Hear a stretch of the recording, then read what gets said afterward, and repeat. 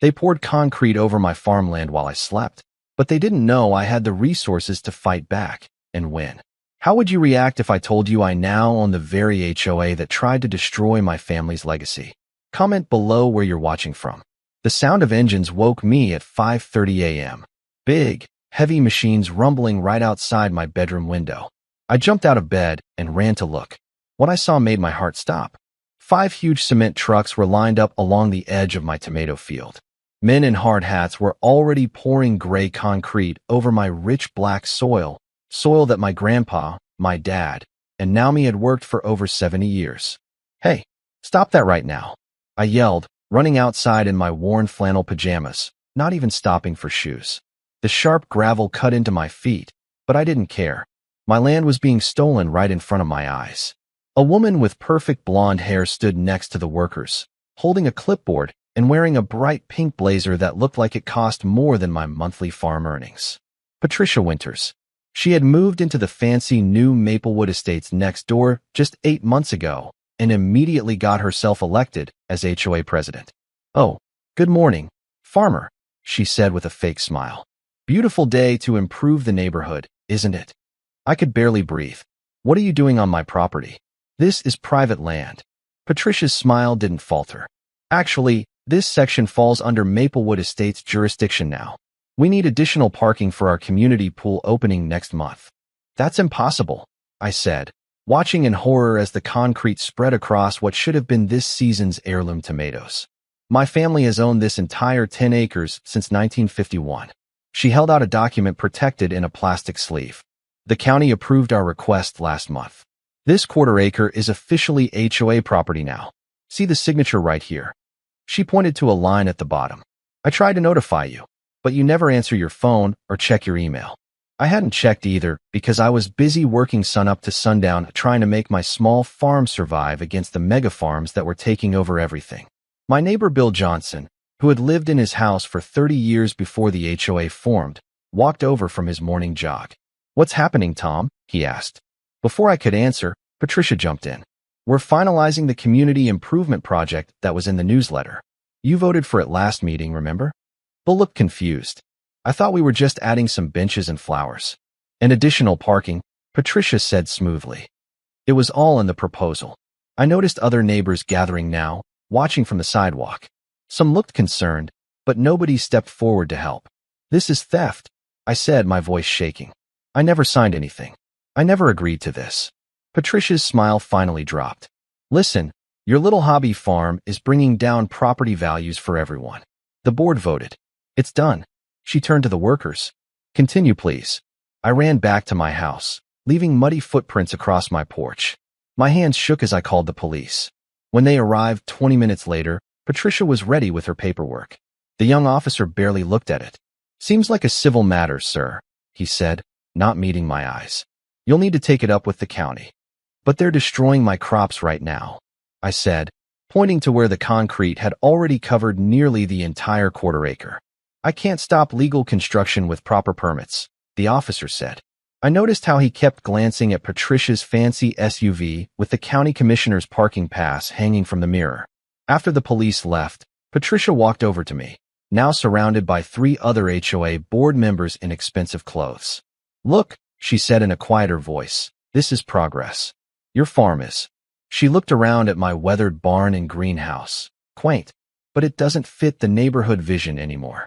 We're willing to make an offer on the rest of your property." One of the men with her, Frank Taylor, spoke up. "It's very generous. Above market value."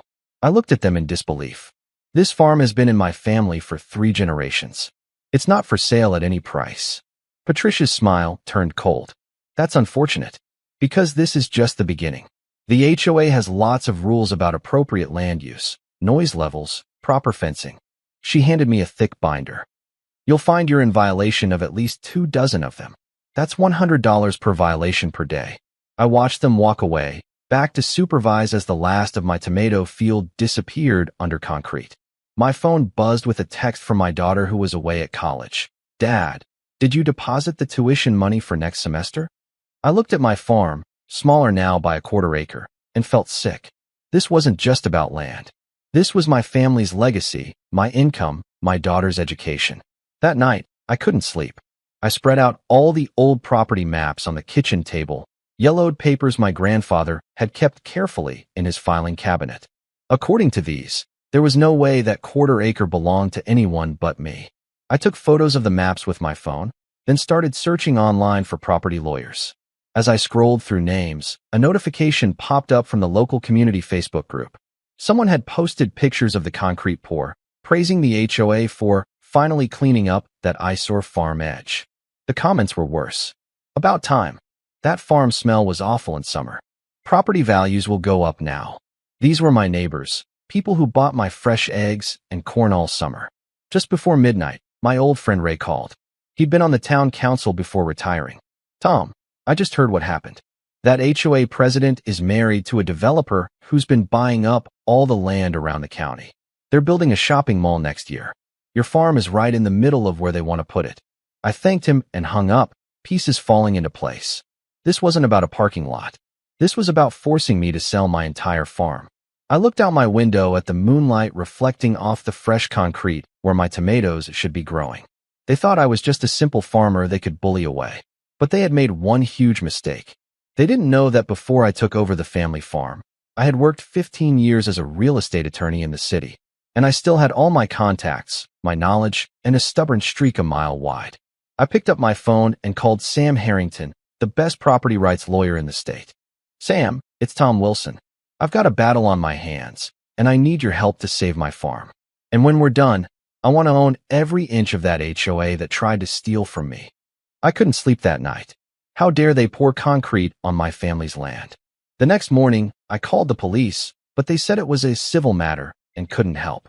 That's when I knew I was on my own. They can't just take your land, my friend Mike said as we stared at the fresh concrete. There must be something fishy about their paperwork. I nodded, my hands shaking with anger. I need to find proof. First, I dug out my grandfather's old wooden chest from the attic. It smelled like dust and memories. Inside were yellowed papers showing the exact boundaries of our farm. According to these papers, that quarter acre was definitely mine. The county office was a maze of folders and tired workers. I spent 3 days there, going through dusty files while the clerk, Barbara, helped me search. Look at this, she whispered on the third day, pointing to a document. The HOA filed for a special permit 6 months ago. They used really old maps from 1973. My heart raced. But those maps were wrong. They were fixed in 1974. Barbara nodded. Exactly. Someone would have to know about both maps to pull this off. I hired Sam Harrington, a lawyer known for helping regular folks against big companies. His office was small but neat, with pictures of farms he'd saved covering the walls. They're trying to steal your land, Sam said, his bushy eyebrows pulling together as he studied the papers. And they're using dirty tricks to do it. Sam discovered that Patricia had secretly changed the maps before submitting them. This is completely against the law, he said. She cut off your corner and made it look like it belonged to the HOA all along. Meanwhile, things got worse at home. Every day, a new letter from the HOA appeared in my mailbox. $250 fine for improper agricultural equipment. $500 fine for keeping chickens. $750 fine for fence height violation. My neighbors started acting strange around me. Some wouldn't look me in the eye. Others crossed the street to avoid talking to me. Then my old friend Emma brought over a pie. I'm sorry about what's happening, she said. Patricia told everyone at the book club that your farm is bringing down house prices and that soon the whole neighborhood will be worth nothing because of you. I was shocked. That's not true. I know, Emma replied, looking over her shoulder nervously. But people are scared. Last month, the Miller family questioned her at a meeting, and suddenly they had fines for their basketball hoop, their mailbox color, even the type of flowers in their garden. I decided to attend the next HOA meeting. It was in the community center, a room packed with my neighbors sitting in neat rows. Patricia stood at the front in a crisp blue suit, her blonde hair pulled tight in a bun. As you can see from these photos, she said, pointing to pictures of my farm, this eyesore is damaging our beautiful community. Property values have dropped 15%. I stood up. That's not true. Everyone turned to look at me. Patricia's smile didn't reach her eyes. The farm was here before any of your houses, I continued. And I've checked. Property values have actually gone up 7% this year. Patricia's face turned red. Well, if they have, it's despite your farm, not because of it. After the meeting, I noticed Frank Reynolds, the HOA treasurer, looking uncomfortable. Frank had always been kind to me, buying my fresh eggs every Saturday. I caught up with him in the parking lot. Frank, what's really going on? Why is Patricia so determined to take my land? He looked around nervously, then motioned me closer to his car. I shouldn't be telling you this, he whispered. But Patricia made a deal with Cornerstone Enterprises, that big developer. They want your whole property for a shopping mall. My stomach dropped. The whole farm. Frank nodded. She gets a huge commission if she delivers your property. That's why she started with that corner, to break your spirit. She's been dipping into the HOA emergency fund to pay for lawyers. That night, I watched from my kitchen window as Patricia hosted a fancy party in her backyard. The HOA board members were all there, drinking wine and laughing. I noticed how she touched their arms when she talked, how she leaned in close to whisper things that made them nod. I couldn't sleep again. The next morning, I visited my elderly neighbor, Mr. Johnson, who had lived here even longer than my family. I remember when your grandfather fought the county over those property lines, he said, his wrinkled hands wrapped around a mug of tea. They tried to say he didn't own that corner back in 1973, but he proved them wrong in 1974. Got new maps made and everything. Do you still have any papers from then? I asked hopefully. Mr. Johnson shuffled to his garage and pulled out an old filing cabinet. I keep everything, he said proudly, handing me a folder. Inside was a newspaper article about my grandfather's victory, with a perfect quote from the judge stating that the corner belonged to our farm now and forever. I nearly cried with relief. When I showed the article to Sam, he grinned. This is exactly what we needed. Now we can prove Patricia knew about the correct maps and deliberately used the wrong ones. That afternoon, I was working in my greenhouse when a loud noise made me look up. A bulldozer was pushing toward my barn, with Patricia walking alongside it. I ran out, waving my arms. Stop. You can't do this. Patricia smiled coldly. Actually, according to our latest survey, this barn is 3 feet over the property line. It needs to come down. I stepped in front of the bulldozer. I have proof that you're using fake maps. I know about your deal with Cornerstone Enterprises. For just a second, Patricia's mask slipped, and I saw real fear in her eyes. Then she recovered, laughing sharply. You can't stop progress. By next month, this whole farm will be under concrete. The bulldozer driver looked confused. Should I keep going, ma'am? I pulled out my phone. Before you make that decision, you should know I'm recording this, and I have evidence of fraud. Do you want to be part of that lawsuit? The driver turned off his engine. I'm just doing my job, but I don't want legal trouble. Patricia's face twisted with anger. You'll regret this, she hissed at me. The HOA has more power than you can imagine. We'll bury you in so many legal fees you'll be begging to sell. As she stormed off, I noticed several neighbors had come out to watch. For the first time, they weren't looking at me with suspicion. They were looking at Patricia. I didn't know it then, but that confrontation was about to change everything. I had evidence of her lies, but I needed something bigger to stop her completely. And I was about to discover just how deep her corruption went. I couldn't sleep that night. Every time I closed my eyes, I saw concrete pouring over my family's soil. Soil that my grandfather had tended with his bare hands. I got up at 4 a.m. and made a decision that would change everything. This ends now, I whispered to myself, looking at the photos of my parents and grandparents on the farmhouse wall. Their faces seemed to nod in approval. First thing Monday morning, I marched into the county courthouse and filed an emergency injunction to stop any more construction on my land. The clerk looked at me with sympathy as I showed her the photos of the concrete already poured. They did this without proper permits, I explained, my voice steady despite my racing heart. And I have proof they used fake property maps. While waiting for the judge to review my case, I met with Sam, my lawyer, at a coffee shop across from Patricia's fancy real estate office. Through the window, I could see her laughing on the phone, probably telling someone else about how she was going to turn my farm into a parking lot. The HOA's finances are a mess, Sam said, sliding a folder across the table.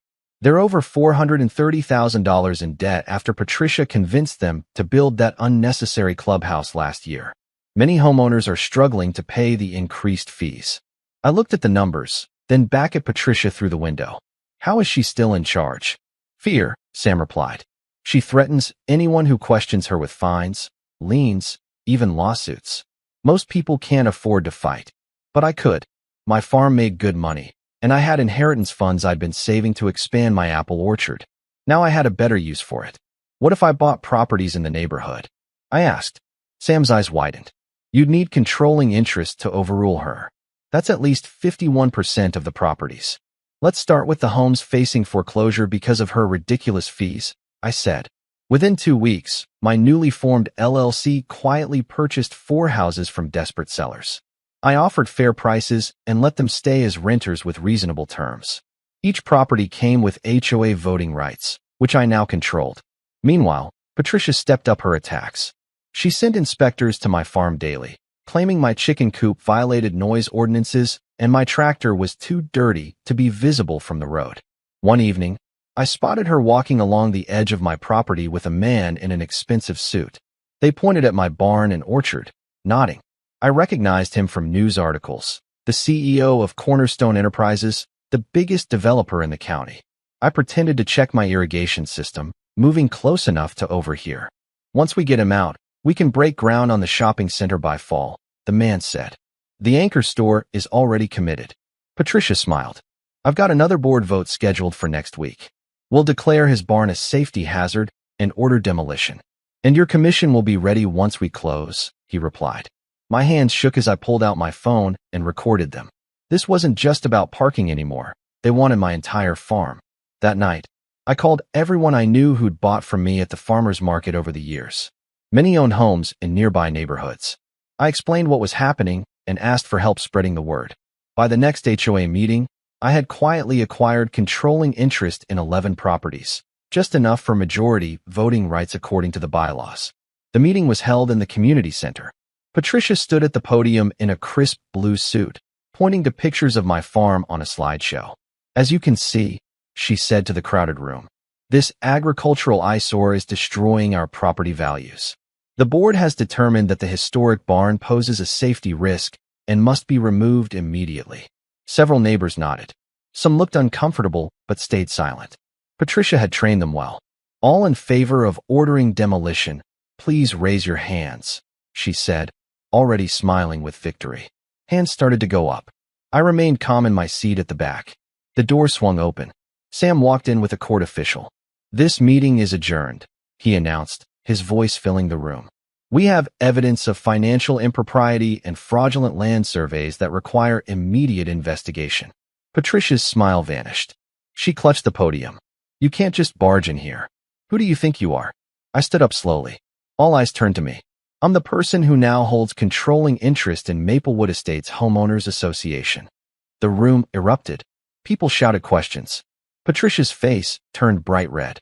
That's impossible, she screamed. Sam handed her a legal document.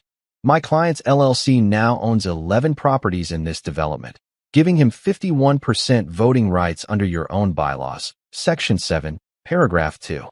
I walked to the front of the room as Patricia read the document, her hands shaking. You've been running this neighborhood like your personal kingdom, I said, loud enough for everyone to hear. Using fake property maps to steal my land, taking kickbacks from developers, raising fees to push people out of their homes. Frank, the treasurer, suddenly stood up. It's true, he admitted, avoiding Patricia's glare. She's been moving money from the maintenance fund into a separate account. When I questioned it, she threatened to ruin my credit score. Patricia lunged toward me, pointing her finger in my face. You think you've won? My husband is on the zoning board. My brother works for the bank that holds your mortgage. You're nothing but a dirty farmer. 2 security guards that Sam had hired stepped forward as her voice became more hysterical. You can't do this. This is MY neighborhood.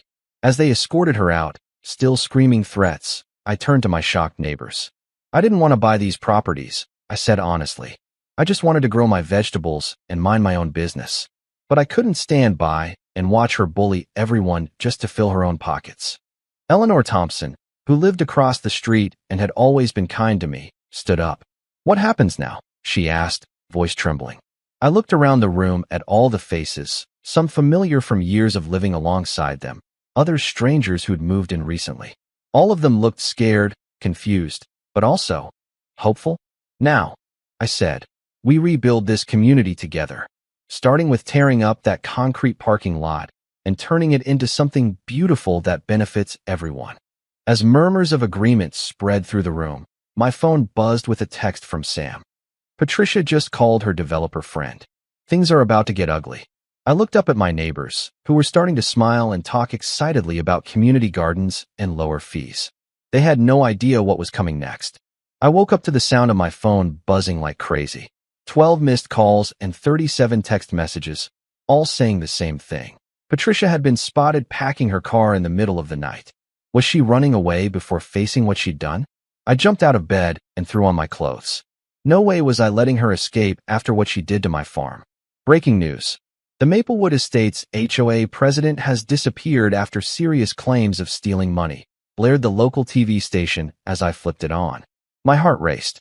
The reporter stood right outside Patricia's empty house. My doorbell rang. It was Eleanor Thompson from across the street, still in her bathrobe and slippers. Did you see? She's gone. Eleanor's eyes were wide. After what you said at the meeting, showing everyone those papers about how you own most of the neighborhood now? I've never seen Patricia look so scared. I called for an emergency HOA board meeting that very day. The community center was packed. Everyone wanted answers. Some faces looked worried, others angry, and a few seemed hopeful. I stood at the front, my hands shaking a little as I held my notes. I know many of you are confused and upset. I began. But today marks a new beginning for Maplewood Estates. With my majority ownership, I'm calling for a new board election, effective immediately. Frank Reynolds, the treasurer who had warned me about Patricia's plans, stood up. I second the motion, and I have something else to add. He pulled out a thick folder. These are financial records Patricia didn't want anyone to see. She's been taking our maintenance fees and putting them in her personal bank account for years. Gasps filled the room. A woman in the back shouted, "That's why our community pool hasn't been fixed." The vote was quick. I became the new HOA president by a landslide. My first action? Hiring a forensic accountant to go through every penny of HOA money for the past 5 years. You won't believe what we found, the accountant told me a week later, pushing a stack of papers across my kitchen table. Patricia wasn't just stealing routine fees. She was getting huge kickbacks from Cornerstone Enterprises, over $75,000 so far. They wanted your farmland for a mini-mall. With this evidence, I went to the police. They opened a criminal investigation for fraud and embezzlement. The local paper ran a front-page story. HOA president flees after fraud allegations. Local farmer takes control. Many neighbors who once sided with Patricia now came to apologize. "I'm so sorry," Mrs. Jenkins said, her eyes wet with tears. "Patricia told us your farm was lowering our property values. She showed us fake reports. I should have checked for myself. Even the grumpy Mr. Williams from 2 streets over approached me at the grocery store. That concrete they poured on your land, it wasn't right. What can I do to help fix it?" That's when I got the idea for Community Restoration Day. 50 neighbors showed up with sledgehammers, pickaxes, and work gloves. Together, we broke up that ugly concrete parking lot piece by piece. Kids brought their little toy shovels. Teenagers who I thought never looked up from their phones worked tirelessly in the sun. The soil underneath is in bad shape, I explained to everyone. It'll need special treatment to grow anything again. We'll help, Eleanor promised. Whatever it takes. We turned that damaged section into a community garden with raised beds for everyone to grow their own vegetables. People who had never planted anything in their lives were now asking me for gardening advice. Just when things were starting to feel good again, I got a certified letter in the mail. My hands trembled as I opened it. Patricia had been found in a nearby town. She was out on bail and suing me for emotional distress and illegal takeover of a properly established homeowners association. Her lawyer demanded $2 million in damages. Can she really do this? Sam, my lawyer, wondered aloud as we reviewed the lawsuit. After everything she did, people like Patricia never think the rules apply to them, I said. That evening, I walked out to check on my barn and froze. Spray painted across the wooden doors in bright red letters were the words, "This isn't over." I called the police right away. Officer Martinez took photos and shook his head. Security cameras might be a good idea, he suggested. I couldn't sleep that night. Every sound made me jump. Was Patricia out there? What else was she planning? The next morning, a news van parked outside my house. A reporter thrust a microphone at me as I stepped outside. How do you respond to Patricia Winter's claims that you orchestrated a hostile takeover of the HOA? She asked. I took a deep breath. This was my chance to tell my side of the story. I bought properties legally. I followed the HOA bylaws to the letter. What I didn't do was pour concrete over someone else's farmland or steal community funds. The reporter's eyebrows shot up. We'd love to do a full interview about these allegations. Before I could answer, my phone rang. It was Frank, sounding panicked. You need to come to the community center right now, he said. Patricia's back. She's called her own meeting, and half the neighborhood is there. She's telling everyone you tricked them, and that she has proof the land was always HOA property. My heart sank. Just when I thought we were making progress, Patricia was trying to turn everyone against me again. And worst of all, some people were actually listening to her. What would I find when I got to that meeting? And how many of my neighbors would be back on her side? I found myself staring at the bright red spray paint on my barn door. This isn't over. It screamed at me in angry letters. Patricia had crossed a new line. I took photos and called Sheriff Thompson right away. Within an hour, he was examining the vandalism. This matches the handwriting from her protest signs, he said, studying the paint. We'll add this to her charges. That night, I couldn't sleep. What if Patricia did something worse next time?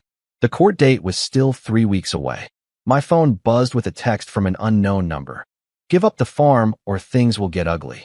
I wasn't going to wait around to be threatened. The next morning, I installed security cameras around my property and hired a night guard. It cost money I didn't really have, but peace of mind was worth it. 2 days later, Frank called me in a panic.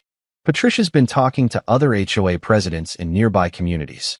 She's telling them you're trying to destroy property values and that they should join forces against you. This was bigger than just my farm now. Patricia was building an army. I needed to show everyone who she really was.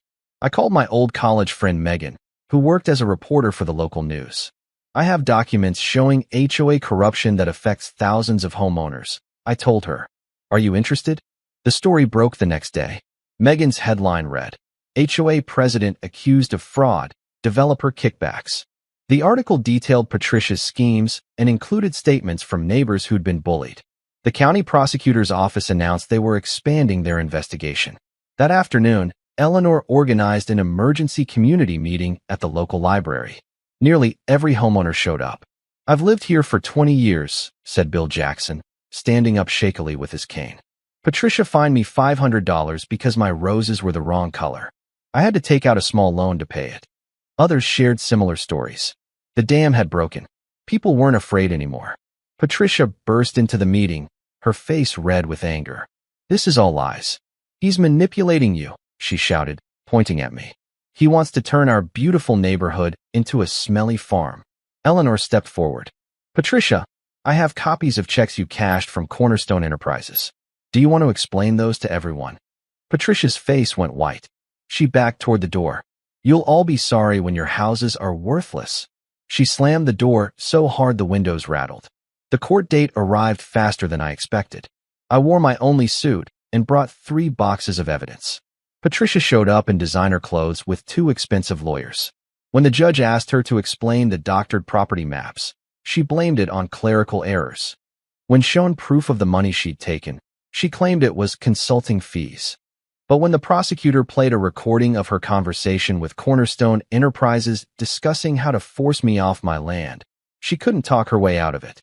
Your Honor, Patricia's lawyer pleaded, my client was simply trying to improve the community. The judge wasn't buying it.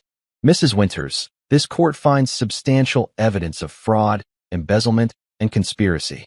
You are hereby ordered to surrender your passport while awaiting criminal trial. Outside the courthouse, neighbors cheered. Frank gave me an awkward hug. We need to clean up this mess, he said. Will you help us rebuild the HOA the right way? I wasn't sure I wanted anything to do with an HOA ever again. But these were my neighbors. I'll think about it, I promised. That night, a car pulled into my driveway. It was Mr. Gonzalez, the quiet man who lived at the end of the street. He'd never spoken at any meetings. My grandfather had a farm like yours in Mexico before developers took it, he said softly. I have been watching your fight. You did what he couldn't. He handed me a small wooden box. Inside was a packet of heirloom tomato seeds. For your new beginning. The next week, I agreed to become temporary HOA president while we rewrote the rules. My first official act was to tear up the concrete parking lot. Neighbors showed up with shovels and pickaxes to help. Even Frank brought his teenage sons to join in. The soil underneath was damaged, but not dead. A soil expert from the university said with the right treatment, we could bring it back to life. We decided to turn it into a community garden where everyone could grow food. 6 months later, Patricia's criminal trial ended with her sentence to 18 months in prison. Cornerstone Enterprises paid a massive fine and was banned from developing in our county for 5 years. On a warm spring day, I watched Eleanor's grandchildren planting strawberries in what used to be the concrete parking lot. Bill Jackson sat in a lawn chair, teaching them how to water properly. Mr. Gonzalez's tomatoes were already sprouting. My phone rang. It was Sam, my lawyer. Great news, he said. Cornerstone's illegal tactics have been exposed in 3 other communities. They're facing a class action lawsuit. The prosecutor wants to know if you'll testify. Absolutely, I said without hesitation. That evening, as the sun set over my farm, I walked the property line that Patricia had tried to steal. The new HOA rules protected my land and every green space in the neighborhood. We had transformed from enemies into partners. Frank joined me by the fence, holding a basket of fresh vegetables from the community garden. You know what's amazing, he said. Property values have actually gone up since we added the garden. Turns out people like living near fresh food. I laughed. Maybe we should send Patricia a thank you note in prison. She'd hate that, Frank grinned. A year to the day after the concrete was poured on my farm, we held a harvest festival. Children ran through the orchard playing tag. Neighbors shared dishes made from garden vegetables. Even the mayor came to cut a ribbon for our urban farming initiative. As I stood to make a speech, I saw unfamiliar cars pulling up. People from neighboring communities stepped out, notebooks in hand. We heard what you did, said a woman in a blue jacket. Our HOA is trying to bulldoze our community garden. Can you show us how to fight back? I looked around at what we had built from the ruins of Patricia's scheme. I think we can do better than that, I said. We can show you how to rebuild. That night, I sat on my porch watching fireflies dance over the fields my grandfather had tilled. The farm had survived, but it had become something more, a blueprint for change. One person with the truth really could stand up to the Patricia Winters of the world. And sometimes, just sometimes, the little guy wins.